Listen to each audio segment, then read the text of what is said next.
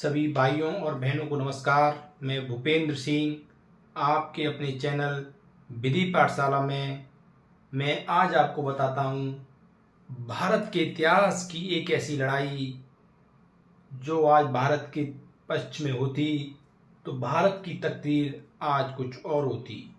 यह लड़ाई एक लड़ाई नहीं, यह विश्वासघात और गद्दी हड़पने की लड़ाई थी। जी हाँ, मैं बात कर रहा हूं प्लासी के युद्ध के बारे में। प्लासी का युद्ध 23 जून 1757 को प्लासी के मैदान में लड़ा गया था। इस युद्ध को जानने से पहले हम इस युद्ध के बारे में, ये युद्ध क्यों हुआ, इस बारे में पहले बात करते हैं। 1713 से 1719 तक दिल्ली की राजगद्दी पर मुगल बादशाह फर्रुखसियर का शासनकाल था। वह फर्रुखसियर, जिसे मुगल वंश का घृणित कायर भी कहा जाता था। 1717 में मुगल बादशाह फर्रुखसियर इतना बीमार हो गए थे कि बहुत से वैद्यों ने उनका इलाज किया, लेकिन फिर भी वो ठीक नहीं हो पाए थे। इसी बीच जॉन सुरमन के नेतृत्व में एक अंग्रेजी दल और उनके साथ डॉक्टर हैमिल्टन भारत आया था। डॉक्टर हैमिल्टन की दवाई के कारण फर्रुखसियर की तबीयत में बहुत सुधार हुआ और इससे मुगल बादशाह फर्रुखसियर बहुत खुश हुए। फर्रुखसियर ने अंग्रेजों को बंगाल में व्यापार करने की एक शाही फरमान जारी कर दिया, जिसे हम दस्तक के नाम से जान जाते हैं। 3000 रुपया वार्षिक पौंड में बंगाल में व्यापार करने की अनुमति प्रदान करती।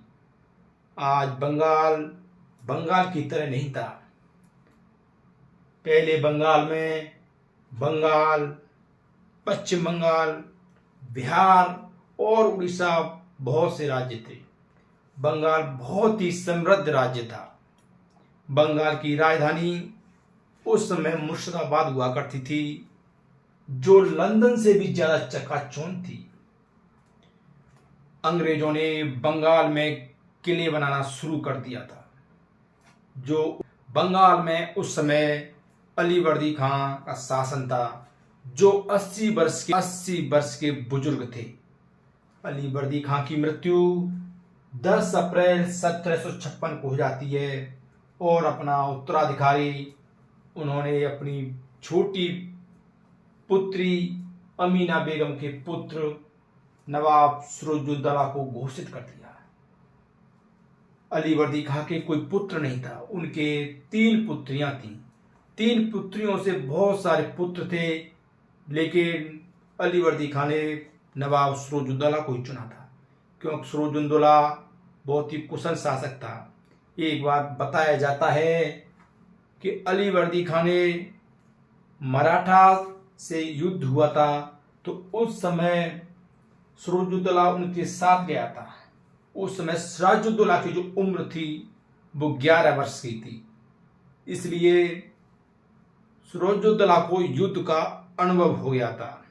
जब अलीवर्दी खां की मृत्यु होने से पहले उन्होंने सिराजुद्दौला से कहा, आप अंग्रेजों को बंगाल में किले बनाने और सेना रखने की अनुमति मत देना। नवाब सिराजुद्दौला बंगाल के नवाब घोषित कर दी जाती हैं, लेकिन उनके सामने बहुत सी चुनौतियां उत्पन्न होती हैं। नवाब सिराजुद्दौला की मौसी घसीटा बेगम नवाब से बहुत ईर्ष्या करती थी, क्योंकि वो चाहती थी कि उसका पुत्र बंगाल का नवाब बने। सिराजुद्दौला नवाब की दूसरी मौसी का पुत्र शौकत जंग भी नवाब सिराजुद्दौला से ईर्ष्या करता था, क्योंकि वह भी गद्दी पर बैठना चाहता था। इसलिए नवाब सिराजुद्दौला के सामने बहुत सारी चुनौतियां उत्पन्न हो गई। उसका सामना सिर्फ अंग्रेजों से ही नहीं था, उसका सामना अपनों से था, जो उसके साथ तो थे, लेकिन वो हमेशा छुरा घोंपने की कोशिश कर रहे थे। सिराजुद्दौला की गद्दी पर बैठने के बाद भी अंग्रेजों का बंगाल में किलेबंदी का सिलसिला लगातार जारी रहा। 24 मई 1756 को सिराजुद्दौला ने कासिम बाजार को खाली करवा दिया। 5 जून को मुर्शिदाबाद से अंग्रेजों को भगाते भगाते कलकत्ता की ओर नवाब सिराजुद्दौला ने अंग्रेजों का पीछा किया। अंग्रेजों ने फोर्ट विलियम, जिसे ईस्ट इंडिया कंपनी ने एक किला बनाया था, जो बंगाल में हुगली नदी के किनारे था, अंग्रेजों ने वहां शरण ले ली थी। लेकिन नवाब सिराजुद्दौला ने फोर्ट विलियम पर अधिकार कर लिया और जीत हासिल की। नवाब सिराजुद्दौला ने 20 जून 1756 को फोर्ट विलियम पर के एक कमरे 18 बाई 14 के एक कमरे में 146 अंग्रेजी सैनिकों को एक कोठरी में बंद कर दिया।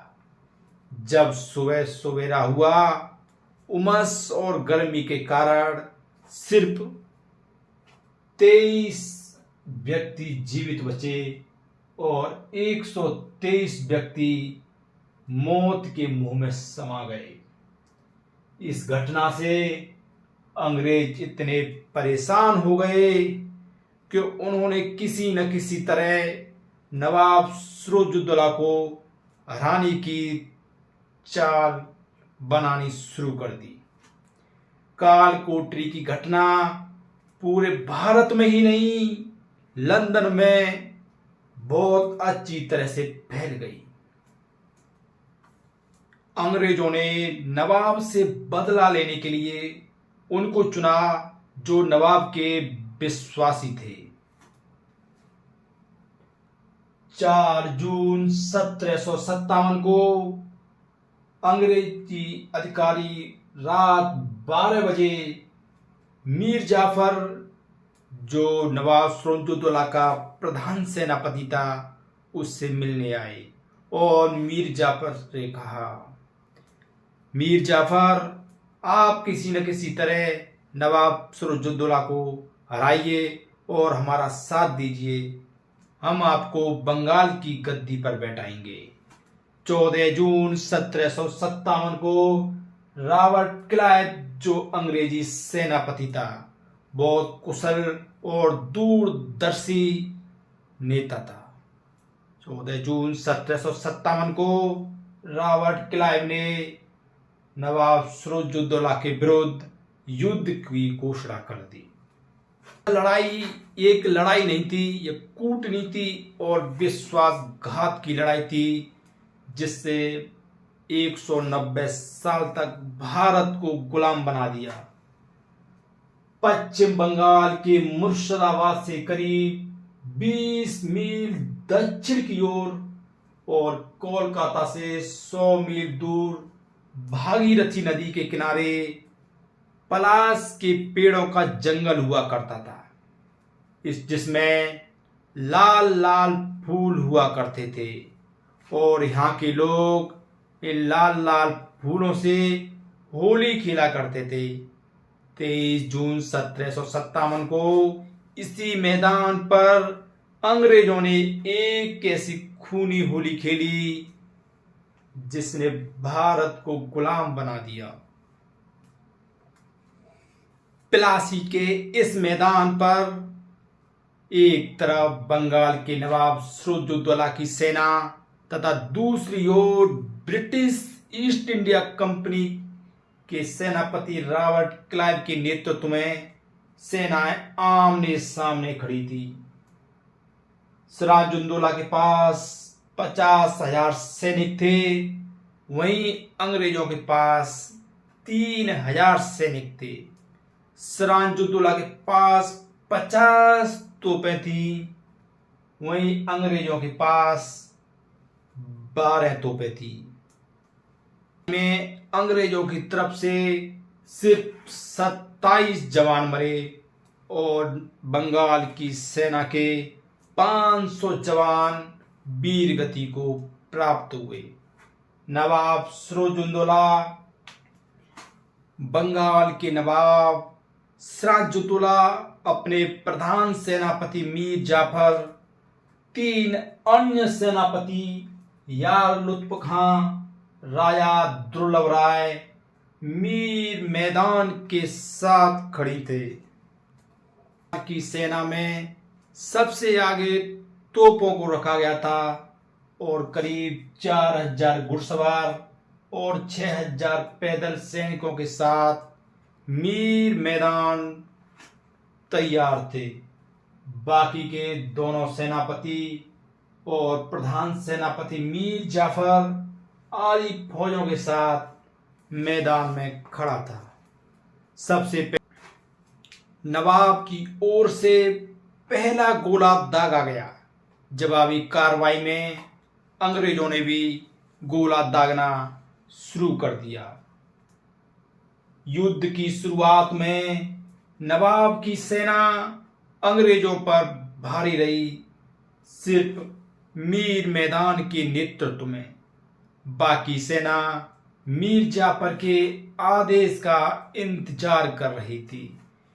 युद्ध के शुरुआती 3 घंटों में नवाबी सेना अंग्रेजों पर भारी रही, लेकिन भारत के इतिहास को, मुकद्दर को और ही कुछ नसीब होना था। 3 घंटे युद्ध चलने के बाद अचानक से भारी बारिश आ गई। रॉबर्ट क्लाइव ने अपने सेना को आदेश दे दिया, गोला बारूद को जल्दी से ढक दो। और सिराजुद्दौला का पूरा गोला बारूद बारिश की वजह से भीग गया। 1 घंटे बाद भारी बारिश के बाद पूरा गोला बारूद सिराजुद्दौला का पूरी तरह से भीग गया। बारिश रुकने के बाद मीर मैदान ने आदेश दे दिया कि अंग्रेजों पर टूट पड़ो, लेकिन अंग्रेजी तोपों और गोला बारूद के सामने भारतीय फौज कहां तक लड़ पाती। आखिर में मीर मैदान, जो नवाब सिराजुद्दौला के सेनापति थे, बहादुरी से लड़े। बहादुरी से लड़ते लड़ते मीर मैदान वीर गति को प्राप्त हुए।